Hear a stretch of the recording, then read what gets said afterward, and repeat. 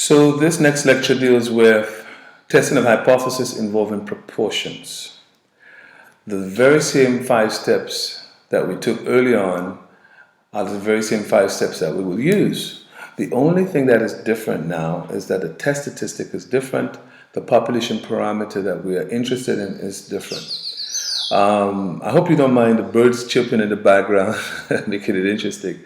So I'm doing this lecture in the rainforest somewhere, and I hope you don't mind that sound, nature, punctuating what I'm doing right here. So what do the hypotheses look like? And we can see my things are all squished up here, and so I'm going to do those on a clean page so that you could see it.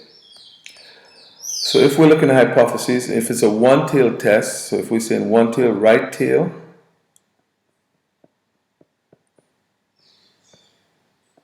then we will be looking at HA,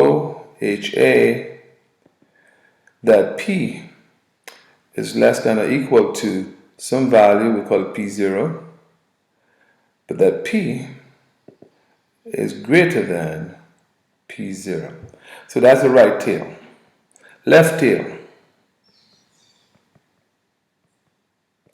So if it's a left tail test, we'll be saying HOP is greater than or equal to P0, but we want to prove that P is less than P0. So that's a left tail. So in this case, the evidence that we're looking for is in the right tail. In this case, the evidence that we're looking for is in the left tail. And that should make sense to you, because if I want evidence that the true proportion is smaller than the population value, it will take me to the left of the curve. In the case of the right tail test, if I want evidence that the true proportion is greater, then that will take me to the right of the distribution. The third situation, of course, is when we're simply interested in the difference between them. So that's when we say HO, P is equal to P0 versus HA, P is not equal to P0. Alright? And in that case, if it's simply not equal, then all we need to do is to show evidence that we have some extreme values, either in the right or the left. So it's okay to get values that are very different, but that are much larger, or they're different by being much smaller. So we have a two-tailed test. These are both rejection regions. So in this case, the size of this rejection region would be alpha over 2, alpha over 2. They must add up. And then these would be alpha. That would also be alpha. Okay? So when it's a one-tailed test, the entire rejection region is alpha. Two-tailed test, the entire region is alpha, but each tail now has alpha over 2. And the test statistic is the same idea, that if we use the normal approximation to the binomial,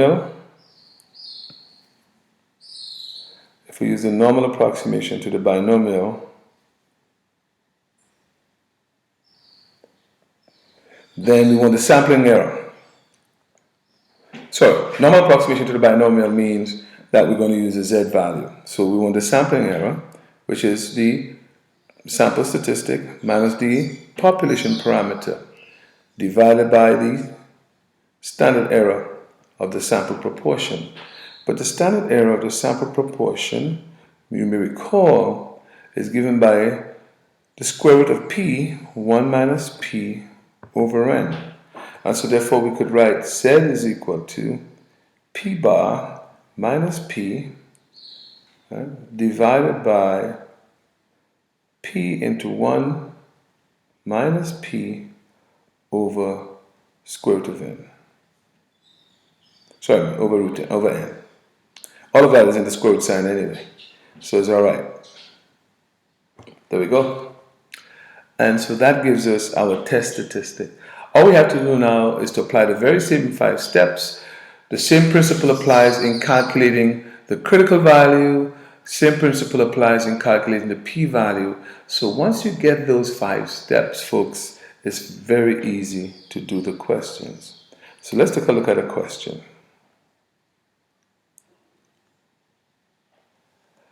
So we have a study found that in 2005, 12.5% of US workers belong to unions. Suppose a sample of 400 US workers is collected in 2006 to determine whether union efforts to organize have increased union membership. Formulate the hypotheses that can be used to determine whether union membership increased in 2006. If the sample results show that 52 out of the 400 workers belong to unions, what is the p-value for your hypothesis test? At alpha is equal to 5%, what is your conclusion? So first thing you have to do is to determine what is the population parameter of interest.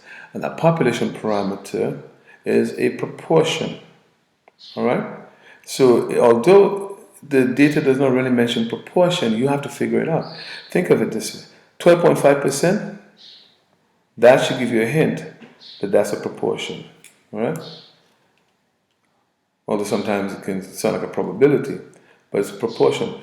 12.5% of US workers. That's a proportion of US workers. Not only that, we collected a sample and counted 52 workers. So that is the sample proportion. 52 divided by 400. P bar. Okay? Remember, proportion is X over N. Our X is 52. Our N is 400 in this case. So now let's test the hypotheses. Okay. Very same steps. So union efforts have increased membership versus it has not. That would be our hypothesis that we're testing. So step 1.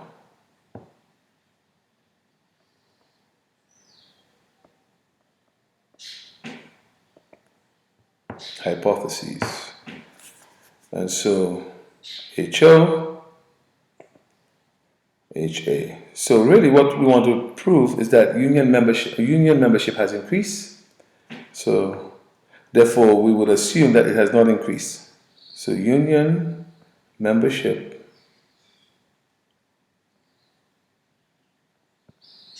has not increased.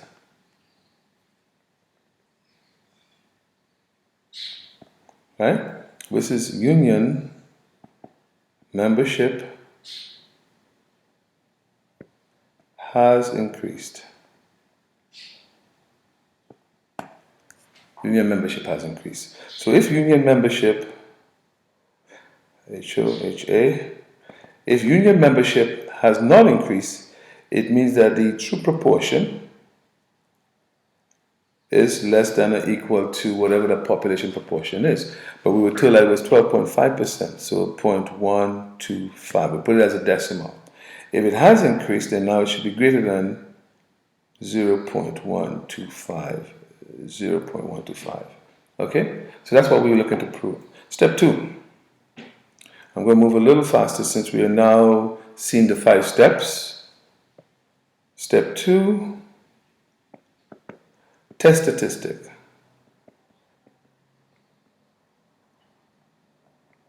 So now that you know that we're dealing with proportion, and so you're looking for the Z value associated with proportions, P bar minus P, P1 minus P over N.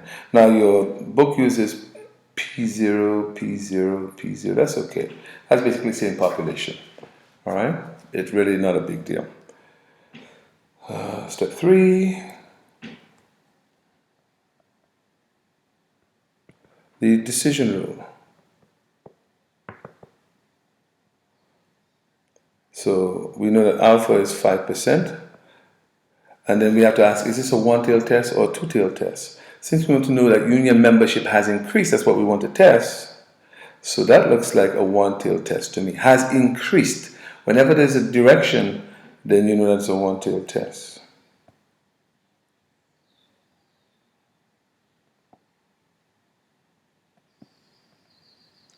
So that's 0.05. And this is our reject region, reject HO. So if we're looking for the critical value, it's a Z value, so Z critical. Now folks, this area is 5%. I already know what it is. This is 1.64. You see, how do I know that? But you know how to use the table anyway to go figure it out. If this is 5%, what's left in the balance is 95%. Look up the table for 95%, you'll get 1.64. Or, if you consider the left tail, then for 5% in the left tail, you will have the negative Z value, which would be negative 1.64. So we know that this value on this side is just a matter of changing the sign. Also, I gave you to memorize some Z values. And so remember we said 90% confidence interval was 1.64. Well, think of 90% confidence interval. When you split that, you have 5% in each tail. That's where the 1.64. So that's kind of how I use my memory to help me out in this case. All right? Okay, so let us deal with this issue right here. So the rule would just be if our Z value is greater than our Z critical, and if you want to put that down, that is if Z is greater than 1.64, reject HO. Alright? Reject HO. And P-value approach would be if the P-value is less than 5%, we would reject a null hypothesis.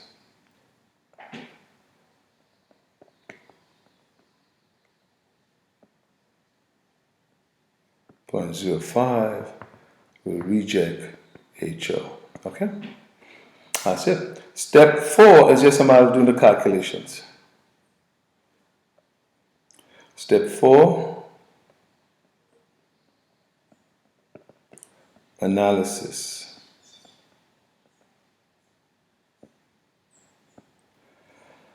So with the analysis now, we are looking at Z is equal to, so we now need to calculate what our sample values are, right?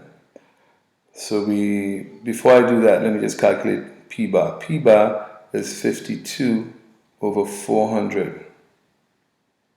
If you go to the problem data, it was told that we had 52 out of 400. That is 0.13. So this is 0.13 minus 0.125 divided by 0.125. 1 minus 0.125 will give me 87.875 over 400. Let's calculate that.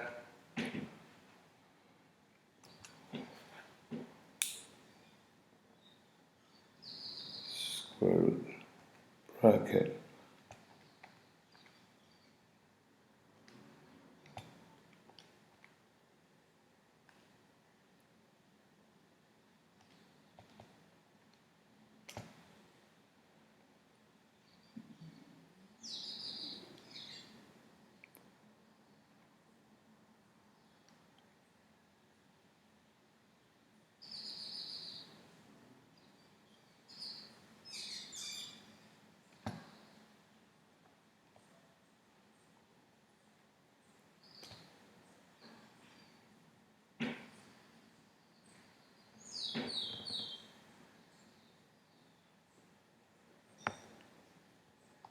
Okay, I made a mistake in my calculation here. So I'm going to do this again.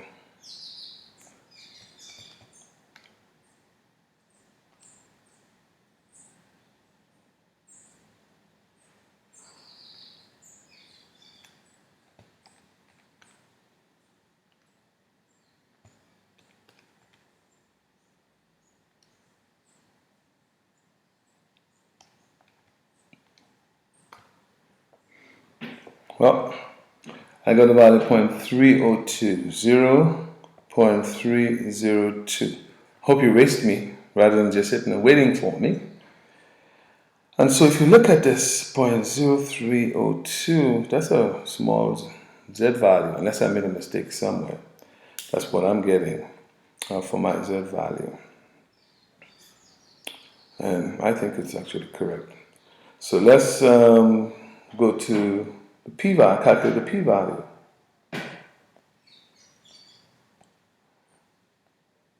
So p-value calculation is just a matter of converting that probability. We just need to convert that, Z value to a probability. Since we look in the right tail, so the p-value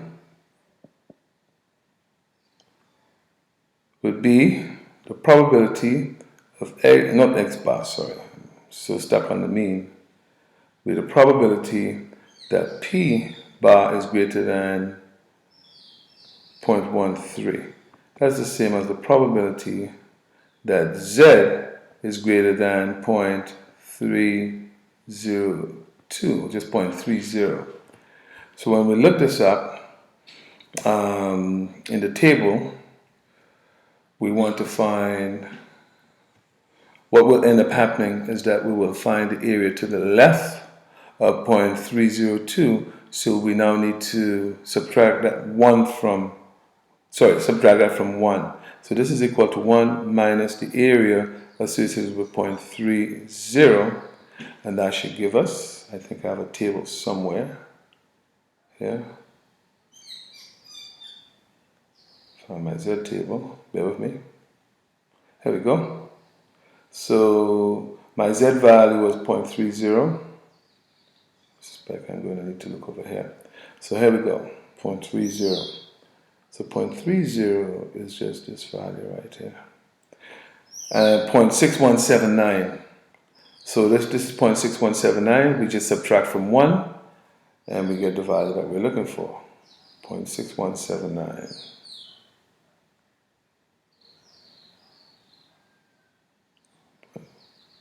0.6179. So this is equal to 1 minus 0.6179, which gives us 0.3821. That's a pretty big p-value. Of course, you can see that that is greater than 5%, so therefore we would fail to reject the null hypothesis. So let's go to step 5, our last step. 0.3821. So step 5, decision, conclusion.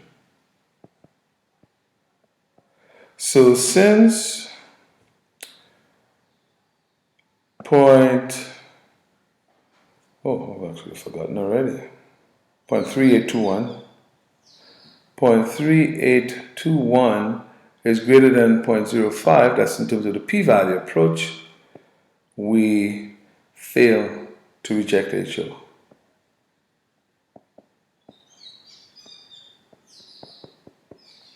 So we would only reject HO if that value, p-value, was actually less than 5%. What do we conclude? We have, as conclusion, we have insufficient evidence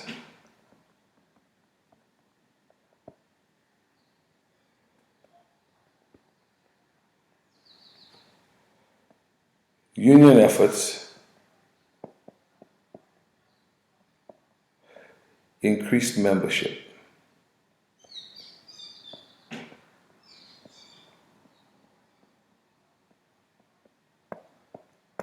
Okay, so we have insufficient evidence that the union efforts increase membership. So do we have a risk of an error? Absolutely.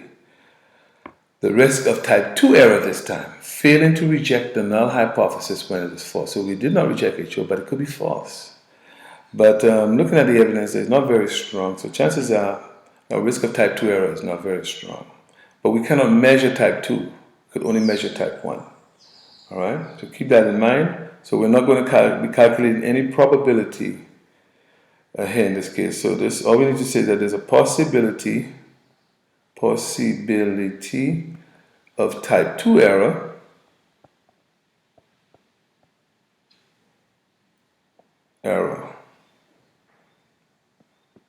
that is failing to conclude the union efforts were successful when it is true. Failing to conclude that is, in other words, failing to reject the null hypothesis when it is false. If the null hypothesis is false, that means that union efforts were successful. So in essence, we are failing to conclude that the union efforts were successful when in fact it was.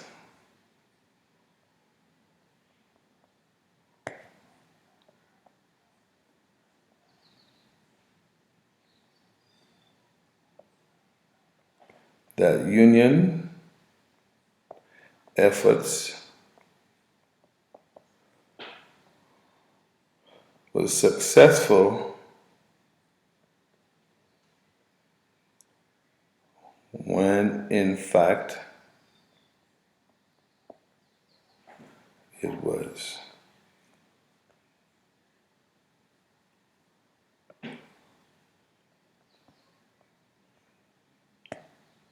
Okay, that's it. So possibility of type 2 error in this situation right here. So any questions? If you have any questions, you could certainly pose that to me when you see me. Let us give you your turn.